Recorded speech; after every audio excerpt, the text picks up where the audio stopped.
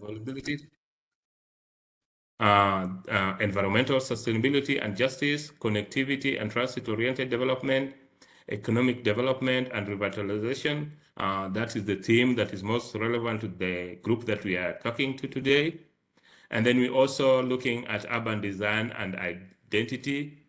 And then we look at the rural and agricultural areas. Sometimes most people think that the city of Dallas is urban and every place is developed, but we do have some rural and agricultural land that we need to think about how we envision them into the future.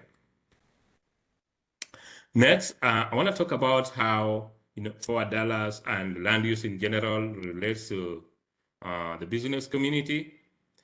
So the way to look at it is that we are talking about land, and land is one of the three factors of production. Anybody who has run a business or has sat in a business class know that you need land to produce anything, whether it's a service or a product. It is the element that carries production. So a lot of economic activities happen on land. So that's why land is very important.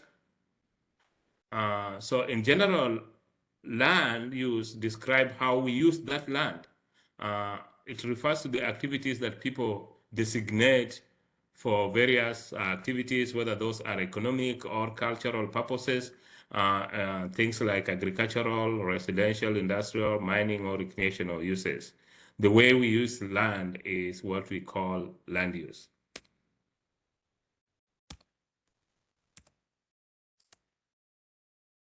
Next, I want us to discuss about land use and zoning. Take a look at that because these are terms that we often use when you're talking about any land use plan, and we need to know the distinction between the two. So like I've said before, land use describe how people use land. There are different ways to look at land use. So you can look at land use as an existing land use or a future land use.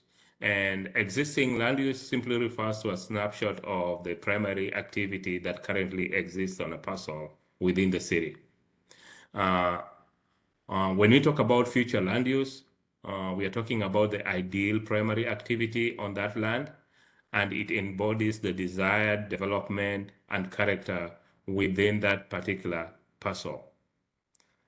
So there's also another way to look at land use and how it relates to zoning. A lot of people use land use and zoning interchangeably, but they're different. So like I said before, land use describe how we use land and the type of activities that we allow on land. And zoning refers to the rule that regulates how a parcel of land is developed. So here is where we look at things, how tall or how high can you build, how fast up from the street or property line should you be, those rules and regulation that dictates how land is developed. That is zoning.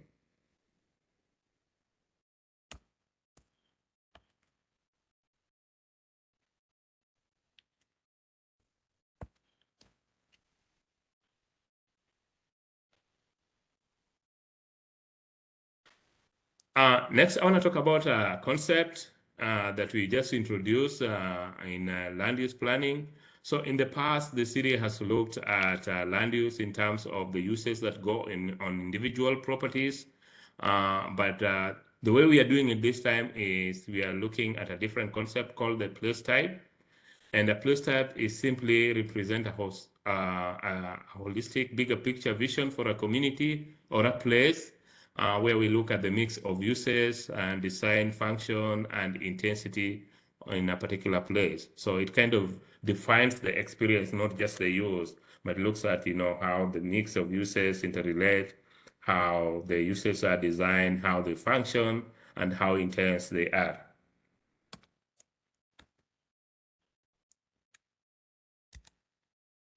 So our staff has looked at the place types based on the feedback that we've gotten from the engagement activities that we've been doing since we started this process.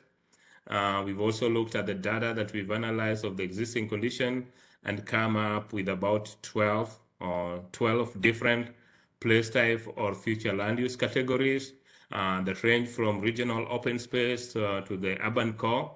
So the regional open space are those large open spaces like the Trinity Greenbelt.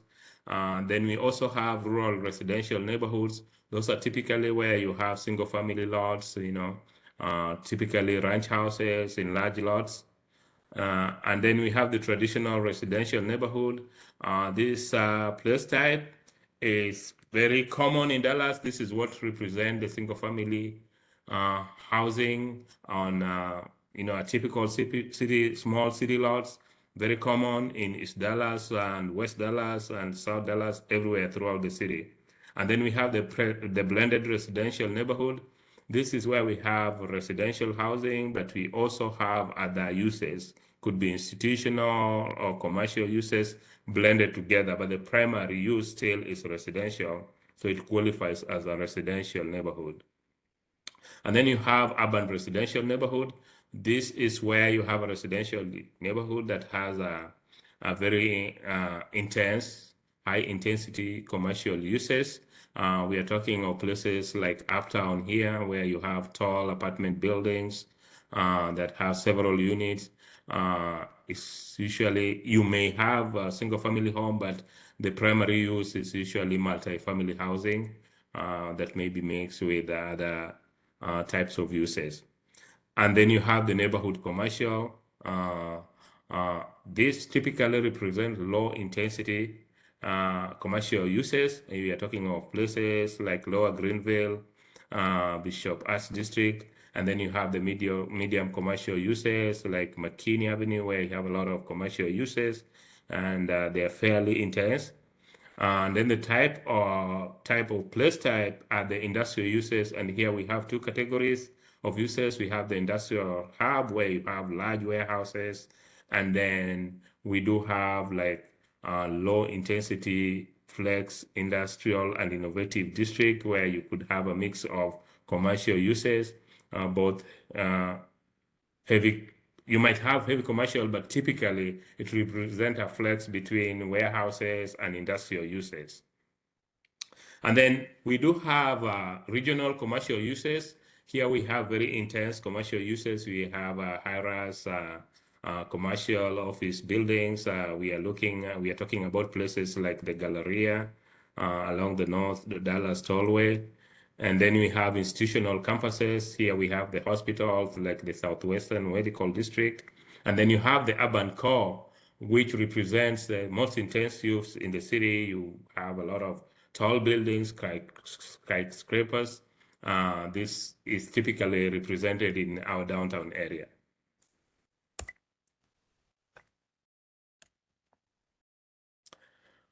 So next, I want us to look at what are our future steps in terms of the place type map. So our step is finalizing this place type map. It represents the future place type uses. So we are still open for input from different stakeholders. So you can still go online and provide input. It doesn't matter. It doesn't mean that the future place type map is complete. But staff is working on it and getting ready to present it to different committees, city committees, and it will go through our regular channel for adoption. Once it is adopted, the future place types will be used as a guide for reviewing zoning change requests throughout the city. If we have large areas where the current zoning does not match what is designated in the future place type map, we may consider rezoning process. And in cases, and when we finalize this plan and we have the policies adopted, then we will pursue those policies as a department and as a city policy. And in some cases where the zoning will not be aligning with those policies and also with the future place type maps, we may consider rewriting the development code or the zoning code to align with the plan on the future place type map.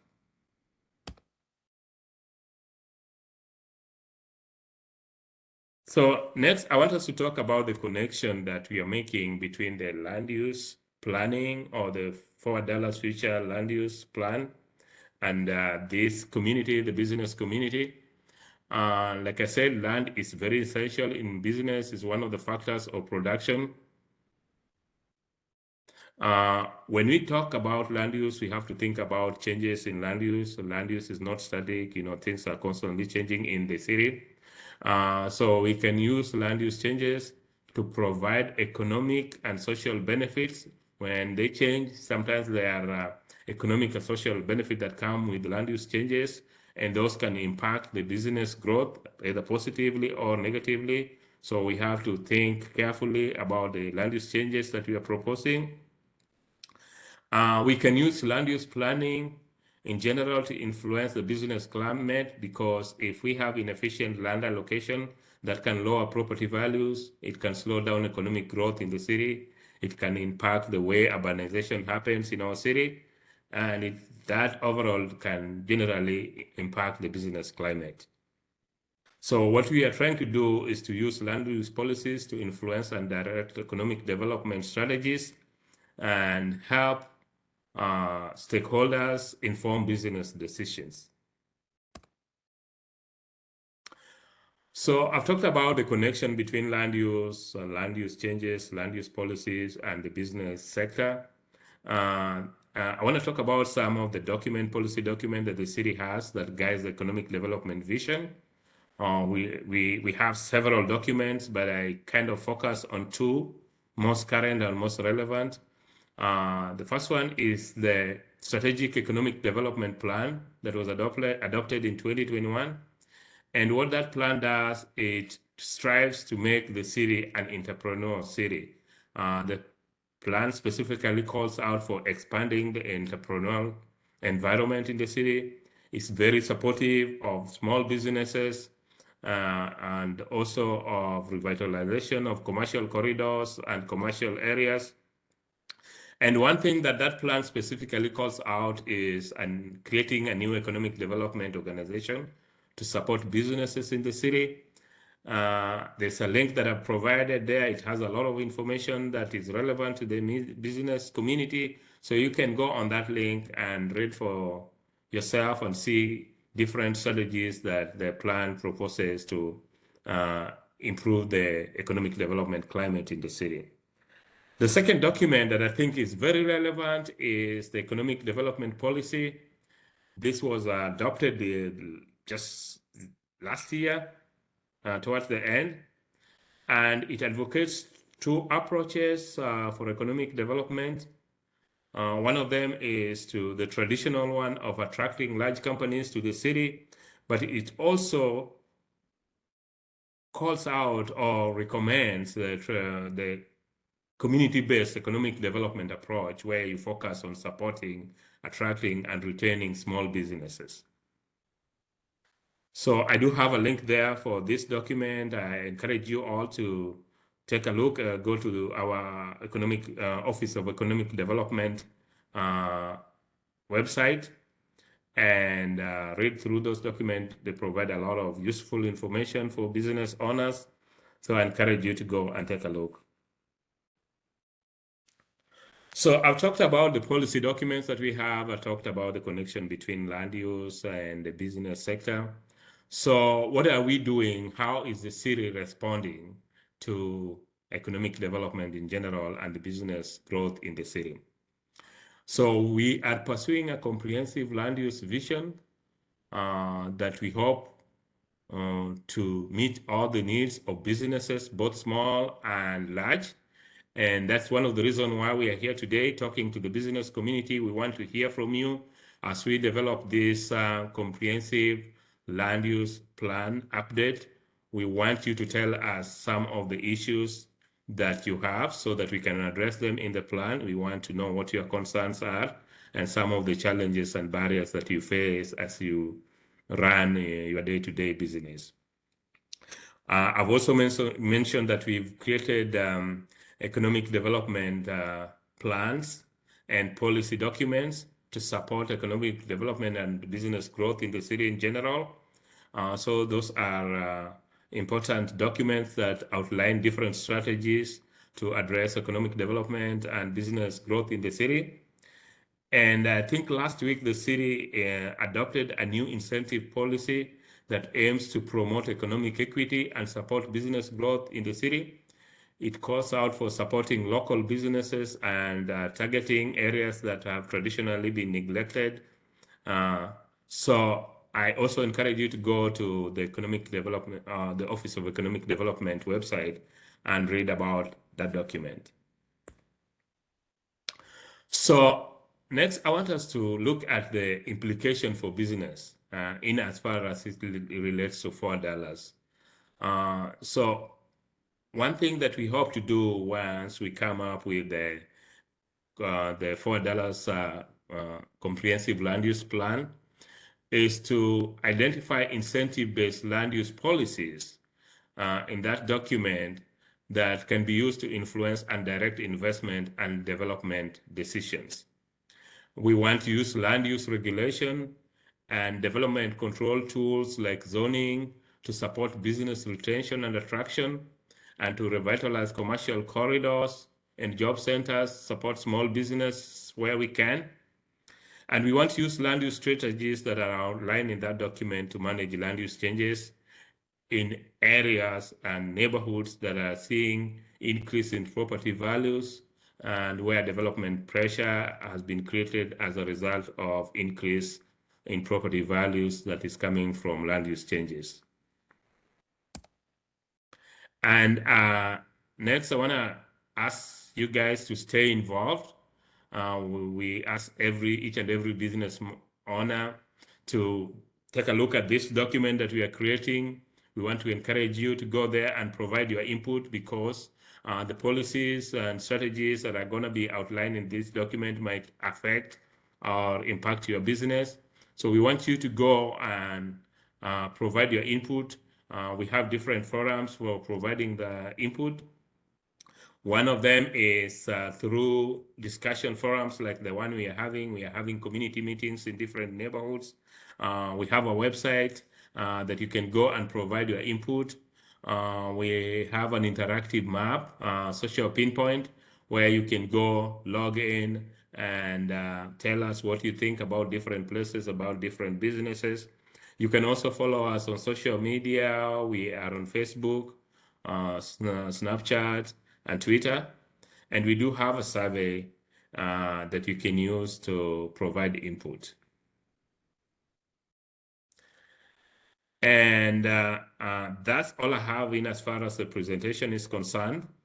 So I want to kind of move to the next session, which is the breakout session, and open it for discussion. But before we do that, I just want to go through some of the ground rules for our engagement in that discussion. We encourage everybody to share their thoughts. We want you to be respectful of other people's opinion. Don't interrupt when somebody is speaking. Be conscious and very concise. Keep the comments to the topic that is being discussed today. Our topic today is ForwardDallas land use plan and how it relates to economic development and the business community. So keep it on that. If you have question that is related to the content that we are discussing today, we have our support staff in the background. You can go into the chat room, click on the chat icon on the lower right-hand side, and type in your question. Monique did tell you how you can raise your hand and ask questions. So we encourage you all to be engaged, and please stay active. And I want to hand it over to Monique next to walk us, guide us through the discussion. Thank you, Seth. So we're ready to get to the nitty-gritty meat of our session today, and that is for us to hear from you. You can go ahead and begin raising your hand, and we're gonna go ahead and start acknowledging, and we'll make it where you will be able to unmute your mic when we call on you. So wanted to throw out a few questions just to prompt thoughts. You can comment on other related matters on this subject matter, but just to get maybe people's thought processes going. some questions we wanted to use as just to frame our conversation are, what is your impression of land use issues and processes in Dallas as it relates to businesses in Dallas? How do land issues impact your business operations and clients? And how can the Forward Dallas land use plan help the business sector? So how do we help move what your goals are in terms of being able to have vibrant business development and where you place your businesses and how you envision, currently what's on the ground changing to better serve your business goals. So we're ready to go ahead and jump in and hear from you. So raise your hands. Let's get talking.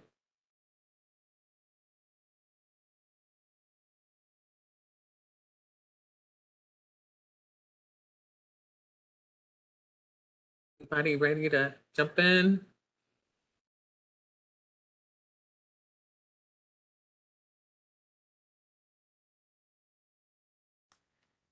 All right. I see Jorge Perez. Welcome. You want to go ahead and we're going to unmute you. There we go. Thank you. Thank you very much. Good morning. I am here really kind of to observe and what's going on now. I am part of a community development team at St. Philip's School and Community Center. We have a community advancement office, and my charge there is to work with business owners, among other neighbors, and also try to find out what their needs are, what their issues are. And so I signed up here, and I'm in kind of an observing position. And so I would like to hear from other business owners, because personally I am not one, but I started working with business owners, the small business in our community last June. And I'm just trying to find more resources and try to get a feel for how things are going and what different organizations are available to my neighbors, to the people that I serve, my clients. So those are my 2 cents for now. All righty. Can I ask you if you've heard certain types of things from the businesses that you have been working with, certain challenges that they have already kind of said, or barriers or opportunities or things they'd like to see? The topic that keeps coming up is really a matter of having resources and securing loans for for their businesses. That's on one hand, and then they also have right. I'm just off the top of my head trying to remember a couple of other things that the difficulty of for hiring staff as a small business.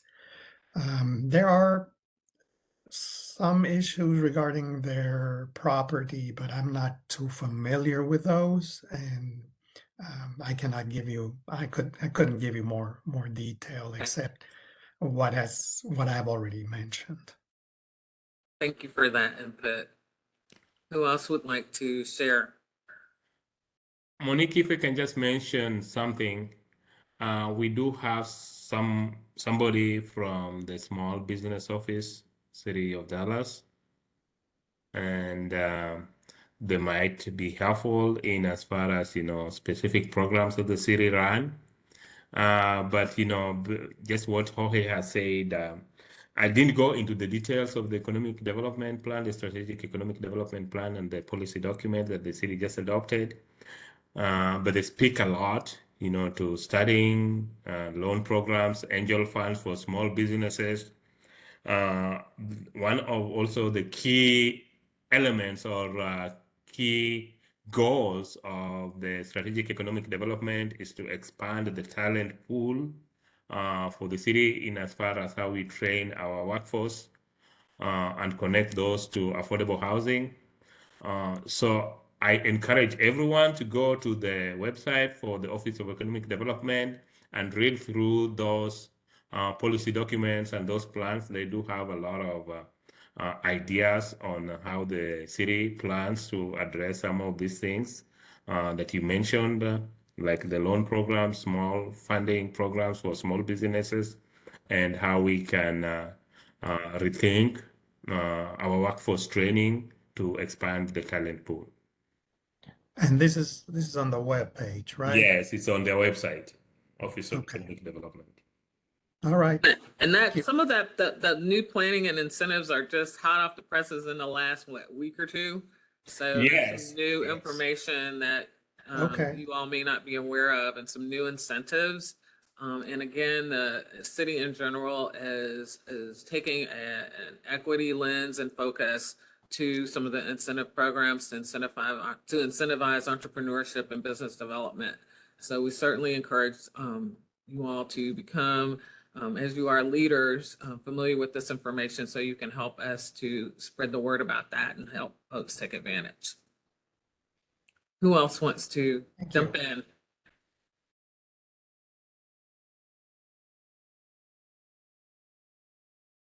Everybody's still cold, too cold this morning still?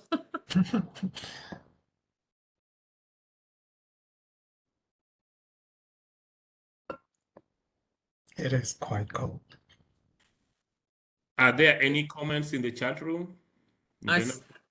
see Derek Walker. Hi, Derek. I haven't seen you in quite a while. Why don't you come off and share some of your thoughts? I see your comment there.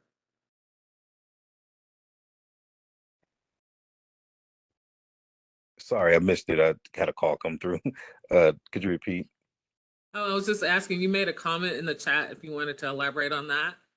Yeah, so my name is Derek Walker. I'm part of the Black Chamber of Commerce, Dallas Black Chamber of Commerce. And, as I've gone through a Trek developers course and things like that, I'm also seeing that there's a consistent um, just trepidation about stepping into the space. And so selling becomes an option when it hasn't, when it doesn't have to um, be the best option. And some of it is because of lack of information, even if capital isn't there. But how do we bridge the gap for acquiring the support from the city, not just from a capital standpoint, but also from an intellectual standpoint, to make sure that we're making, um, I guess, well-informed decisions? Hey, what do you have some ideas or any thoughts around what we can do to facilitate that? I don't, I'm not sure. I mean, I think one is these types of conversations from a public standpoint, but also, there's sometimes not just a public distrust, but just an uncertainty about the correspondence with the city, but also developers, because there's a predatory, there's a threat of predatory practices against them. So, even from a financial standpoint, just from an informational standpoint, how do how do we bridge that gap? Or does this plan include something to help bridge the gap between those who have the asset of a land, but not necessarily the information or the intellect to know that selling is not necessarily the best option or the only option? So do you think that more in the space of capacity building in some instances might be helpful? Is that part of what you're? You know what? Now that you're saying it, I'm thinking out loud. So thank you for kind of walking me through this. Yes, I think that maybe we have some development for future developers to understand that selling is not the only option, and also to maybe show some case studies or some examples of where the city has been able to work through a public-private partnership, not just from a capital standpoint or financial capital standpoint, but from an informational capital standpoint. We're finding that people who own this land, let's say in the Fair Park area, they've acquired this land that's been retained over generations from their family. But then when they're brought with a big check from someone else who has no interest in, or their primary interest is proprietary, or not proprietary, but just to make money, how do we get info to make sure we can access, other options and see other options? And like I said, maybe it's a development opportunity from, from a standpoint of training, but just really getting info to capital access. Righty, thank you for that input. Do we see Regina on the call if you want to chime in at all?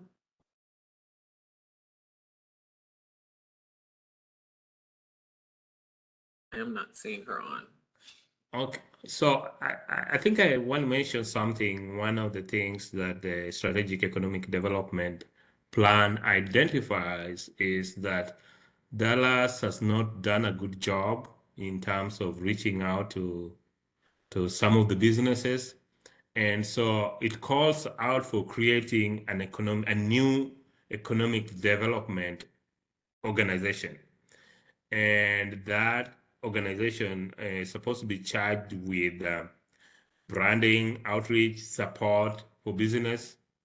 I think also one of the things that you say is going to be doing what they call Invest Dallas, which basically encouraging people to invest in the city, whether those are small businesses or your large corporate businesses. And I think that when they give case studies and examples from around the country, they specifically identify Atlanta that has done a great job by having an organization, an entity like that. So hopefully when this is created, it might address some of the concerns that you've raised about outreach and keeping the business community informed about programs and resources that are available. I think the city acknowledges that they've not done a great job with that, and that's why they call for creating that new entity to help out with that. And I want to add to that too, that the economic development does have, their small business development programming and center. And Regina Oniobe is the director for that center. So that may be a person that you can all kind of engage. It's also to speak up to her about how that gap can be bridged and maybe to do some special capacity building and programming that's very targeted on the topics you mentioned, Derek. So thank you so much for that input. Anyone else? Who's next?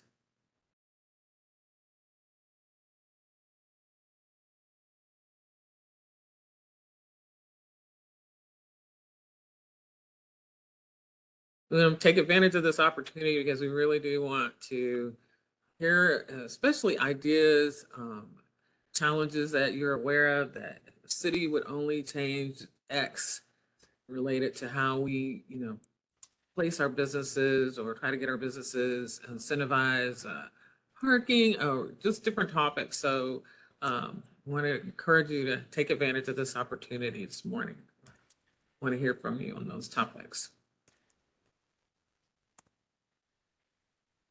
I'm not sure how to raise my hand in this. I've never really used this Go app, for it. so I hope it's not inappropriate.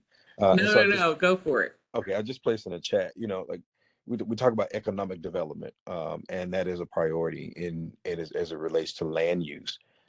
What are some of the other priorities, maybe aside, or how fluid are the priorities related to land use and development beyond just the economics? Because what we've maybe seen, or just in some observations, is it's an economic opportunity for a certain amount of years, and then it becomes a deprived land or deprived space because there's no sustainable plans. Maybe, and I'm kind of thinking through this as I talk. What's the sustainable approach or the priority beyond just the economic aspect of land use? So let me try that. I think when we look at the presentation, we did talk about some of the themes that have been identified, and economic development and revitalization was just one of them. But there are other themes that we feel are relevant if you're really talking about sustainable development and equity in general. So I think some of the areas that we are looking at, some of the elements that we are looking at are housing. You can't really have good economic development without thinking about housing. You have to house those workforce, and you have to have people to patronize your business. They are talking about transportation and connectivity in general. We want to be able to make sure that people can get to your business. If you have a business and people can't get to it, it's not going to thrive. So we are taking a more comprehensive look at how we look at economic development. There is the infrastructure aspect of it. I said like some of the policies that are going to come out of this plan are going to inform how we invest in development. So, which area should we prioritize for revitalization? Where should we put our resources in terms of infrastructure? And even the economic development plans that I talked about identifies this. So we're not just looking at economic development in isolation. We are looking at things like TOD, transit-oriented development. How do people get to work in these businesses that you're creating? How are your employees going to get there? There is just the quality of life in general in terms of the amenities that you have around your businesses and your community so that they can thrive. There are studies that kind of link the quality of neighborhood with the ability of the businesses to thrive. So if you have a neighborhood that has all the amenities that are needed, you are more likely to have more people want to live there and more businesses want to come. So we're looking at the whole gamut, the whole picture, not just economic development. It's just that we wanted to have a discussion with this group today. But there are other sessions that are talking to other sectors of the economy, looking at things like environmental issues, environmental equity, how we do zoning for these uses that might have side impacts that might have unintended consequences in as far as pollution is concerned, how the different uses relate to each other. And then there's also the public safety. All the quality of life elements are being considered as we develop this plan. And we're just looking at how they tie into land use. So land use would be considered like the glue that puts everything together. Yes, thank you for that response. In hearing that, I still did hear business, transportation to amenities that centered around still business, right? And so if we talk about, and you said something that was really key, I think, um, that's kind of poignant is the development of neighborhoods. And so I heard also policy and legislation to impact that.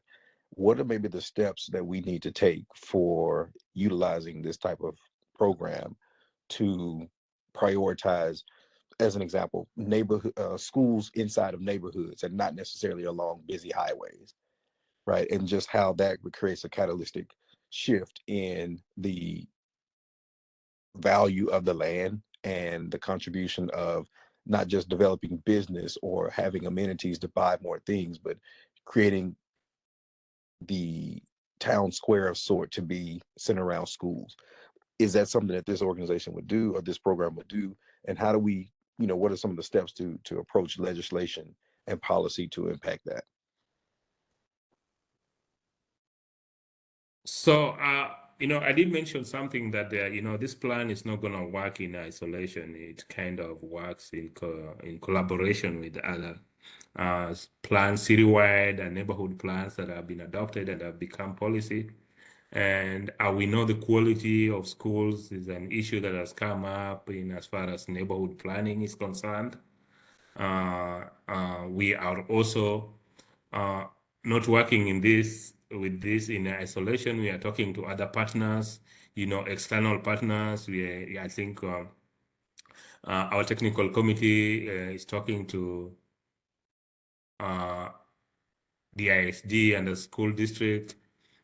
So it's not something that we are looking at in isolation, but this plan is supposed to inform, support, and collaborate with other existing policy documents, not just plans, but all the policy documents that the city has. And so in as far as the city lobbying for certain policies, this will be considered. If it is a policy that is identified as a priority for the city, it will be one among the many issues that will be pursued in as far as policy is concerned. Thank you. I understand. Just to make it clear, I'd like to be a part of any other forum or group or discussion as it relates to contributing for these types of policy. I think that was something very significant that I just heard and realized and remember is that policy can really make a significant amount of change to make sure the city is protected and the citizens are protected and kept safe. Thank you. And just to add on that, so typically when we create a plan, we'll have an implementation section or chapter. And what that does, it identifies the policy or strategy or action that has been identified and identifies the parties that are responsible for implementing it. Sometimes these are the neighborhood, the community, sometimes it's the city, sometimes it's our external partners like, DAT or the DISD or, it just depends. So I think that collaboration is always ongoing, to the extent that we'll identify a policy or a strategy that involves our partners to take the lead. We'll engage them and talk to them and kind of charge them with the task of leading the implementation of that policy or strategy.